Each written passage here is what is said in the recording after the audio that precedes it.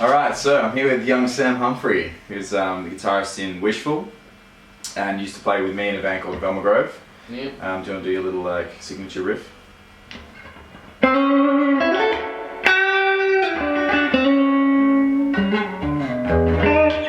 Nice one. Cool. So yeah, we're going to be looking at Sam's pedal board tonight, which has a few things that I haven't really seen on anyone else's boards before. There's some pretty interesting pedals and some ones that are kind of like cheaper, nasty ones too, which I like. So do you want to take me through what you use on this board at the moment, Sam? Alright, this is a volume pedal. It's really handy. I don't know, I think mainly for swells, when you're starting to swell shit. I mean, if you put on a bit of delay, it jumps out of there, but yeah.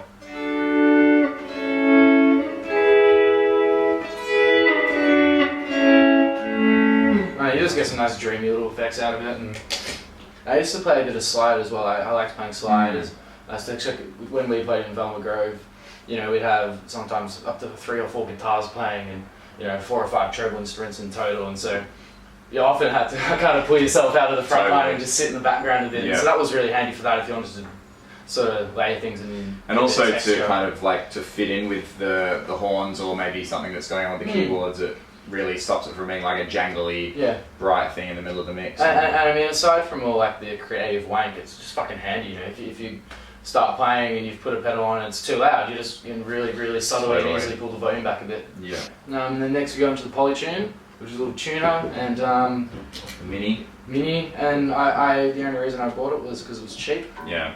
And that's really it.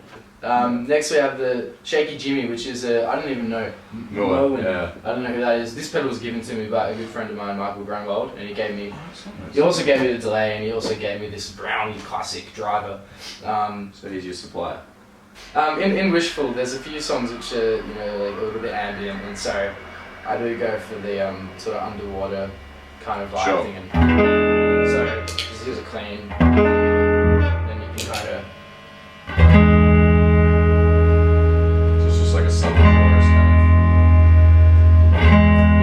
These 2 switches up here, chorus and vibe. Chorus doesn't seem to do much. Right. But vibe kind of, if you go through the depth, it gives it a bit more frequency variation. Yeah, right. Yeah. So I mean, it's almost like a filter. Almost like a filter. I think it just like a little bit of texture. I mean, I like most of the time through this Fender Princeton here, I usually have you know, a quarter to at least half verb on it pretty much all the time. You know, any set I play. You just leave the verb on the amp. Pretty much. Yeah, pretty much. But I mean, if I want to sort of change that verby sound, I use this, you know, vibrato. And very rarely, but you know, it's sort of, you can surprise yourself and just change a few sounds every now and then. And then also this GFS Electronics delay. This is also given to me by Mike. Good on you, Michael. And I use this kind of for 2 things predominantly. One is that, you know, again, that sort of vibey underwater thing, and basically kind of turn the time down a little bit, so, and then turn the mix up a fair bit, so it's quite subtle, but then, you know,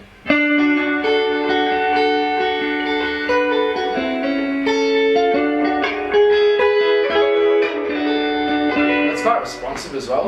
If you dig in, it'll kind of dig in with you.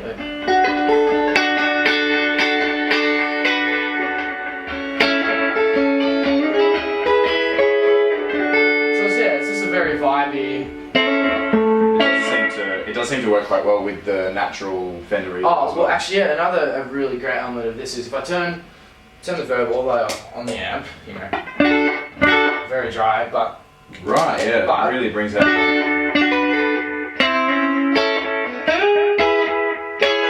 Yeah, so I mean, it's good. Like, it's got half a fucking ton of verb on it by itself. Yeah, totally. So that's really cool. I like that. Yeah, one of the pedals I've got too has that, like a natural inbuilt. Yeah, I like how in like, you know, every guitarist has a delay on their pedal board, but we use them in such different ways. Like the way you use delay is so different to the way I use it, and it's so versatile as well. And then the other use that I have for this is it's got a selection of short or long delay. So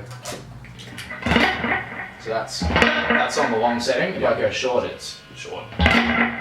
obviously. So But you can still customize the I time. can still customize both of those. So what I do is I turn the mix down a little bit, and I turn the time down so it's up actually, so it's a quicker delay. So it's just that little, and it's kind of you get that like it's kind of a bit of a 60s the slapback rockabilly.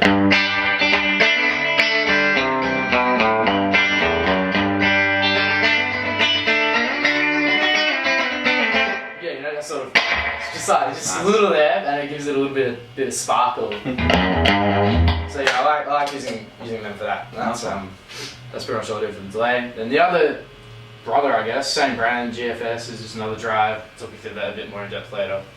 The OCD, which I'm sure a lot of people are familiar with, it's a really cool, solid, ballsy drive pedal. Yep. And then we'll leave this little fella to later. So do you use you don't use any amp distortion, you just use pedals for your drive signals? The amp is 100% clean. Just clean. So you kind of focus on them, I guess, bringing your drive in through the pedals. So like, do you use each one for a different stage, or do you adjust as you go with on your board? I need to get like 5 more drive pedals because currently throughout the Wishful set that we generally play, there's about 5 or 6 different drive sounds that I want to go for. Yeah. For example, like with the OCD, there's one song where it's pretty it's a nice mellow kind of song, and but I want to have a little bit of crunch to it, just that tiny bit, So the clean is it's not that far off, but and again, when you dig in, it's very really responsive. And then in that song, there's also another section where we dig in a bit.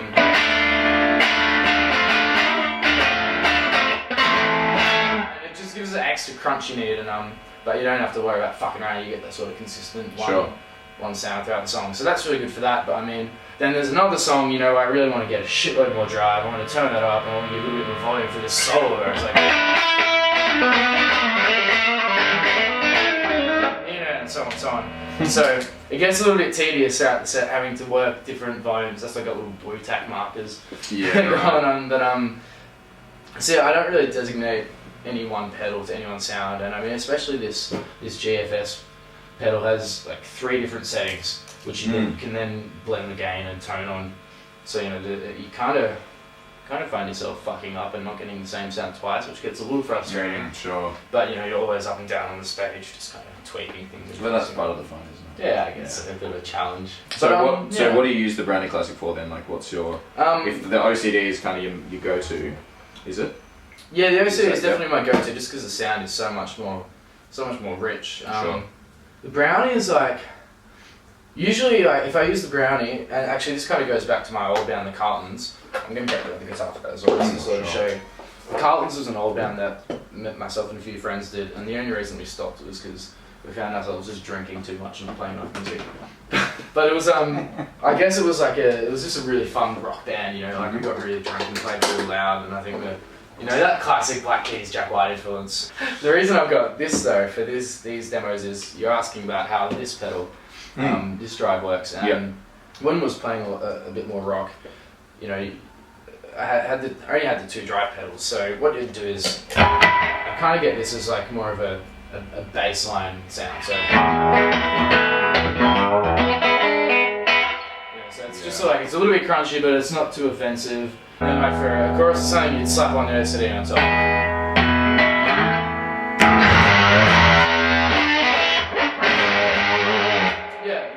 If I may for a second, can I just play around while you play that? Just play. Yeah, cool. Yeah. Just keep playing with your that chorus or whatever.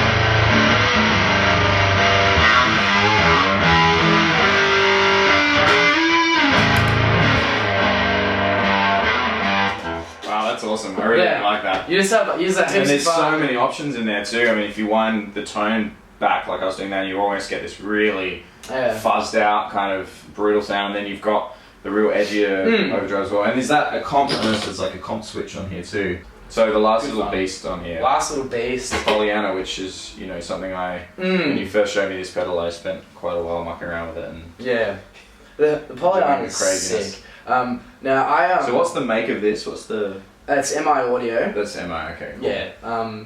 It's an octave pedal. But it's also a compulsory fuzz pedal. Yeah. So you haven't got an option. No, you don't have an option. If you want an octave, you're getting it fuzzed. Yeah, pretty much, and you're getting it fuzzed pretty fucking hard. You can turn the signal wet or dry. It's pretty obvious. It's sort of like a noise gate. So I just turn it up all the way full, like, you know, completely open, and so then I can get as much sustain out of it as I can because this thing just keeps going. But the way it works is it blends as well as the octave that you're playing. 3 octaves, so it blends 2 octaves below, 1 octave below, and 1 octave above. And are they dials you can dial that in and out? Yep. Yeah, cool. So 2 octave below there, 1 there, and 1 above there, and then obviously just a nice little tone, just to give it a little bit more variety. This pedal is really, really fucking offensive. Let's hear it. Yeah, it's heaps of fun though. It's gonna get a little bit loud. So let's just start off. We'll turn it all down for you, and then we'll start just by blending octave by octave. So completely off. So we're putting in the 2 octaves below now. You're banging like a low note to get that. So if you start playing real low though, it's not very versatile. But that's kind of what makes it so great. And it just tracks. If we put the next octave in, which is still 1 octave below what you're playing.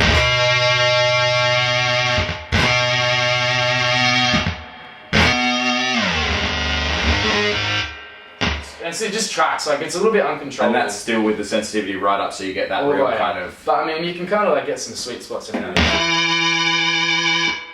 Just stops, yeah. And it just tracks and it like comes out with weird overtones, and then you put the octave above in, and it's just fucking stupid. Like.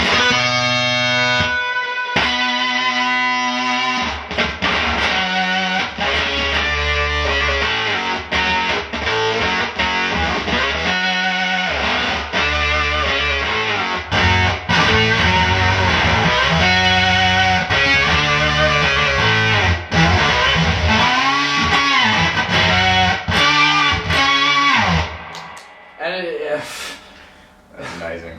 Can I play around with this one while you play? I might turn it so next. It's. Let's go.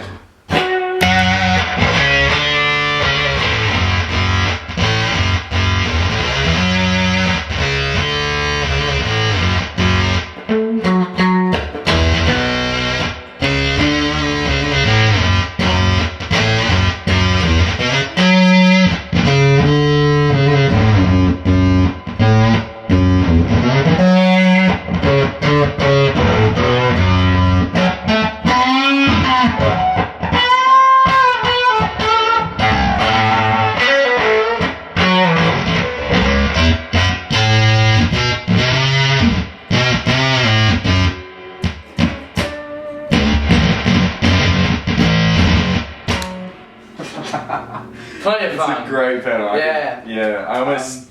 think that's a sign of like a good effect. Something that works for me is when you hear that and when I hear that, I get inspired to write something. Yeah. I'm kind of like, I want to create something out of that, and that's what makes me feel like it's a good unit. Yeah. It makes me go, okay, I could think of 100 things I could do with that creatively that make it work for me. Yeah, totally. I mean, look, the only thing the problem with this pedal, and the only problem I had is it has its time and its place. Yeah. I mean, for the band Wishful that I don't think you stepped on it more than once in Velma Grove. Well, Velma Grove I did once, and that's because the whole band was actually making a lot more noise than we should have, and no one really noticed. But you're going to be doing some solo material as well? Is that right? Hope so. Cool. I've written a whole lot of really sad, depressing songs. Which this will be perfect then. Yeah, totally. Yeah, exactly. Just like sad, depressing songs with awkward 8-bit shred, octave fuzz over the top. Yeah, totally. Sounds perfect. Cool, man. Well, thanks heaps for speaking to me today. My pleasure. It's really good to get an insight from a pedal board that I've got that there's no crossovers with mine. Like, you know, you've got a completely new set of ideas and completely new set of effects. And like when we were playing together, we complemented each other, which is quite interesting considering our rig was so different. And I really enjoyed that. I always loved what you got out of the guitar and your effects. I'm like, I've never been huge on effects. Like, I mean, I love playing around with them, but I'm nowhere near as sonic as someone like you are. But it did work well. But yeah, I mean, I think you use it in a similar way to me, despite me having more of an, I guess, a personal interest in it. In that you use it as a creative tool and you use it as something that, you know, can enhance without drawing attention away from what needs to be focused on. Yeah, the amount of pedals the dude has in his board is pretty vindictive of his skill, I think. It's compensation sometimes, isn't it? Guilty of his charge. Why don't you come on over, Valerie? All right, so this is Sam Humphrey and Jess Porter, and thanks for watching. Catch you next time.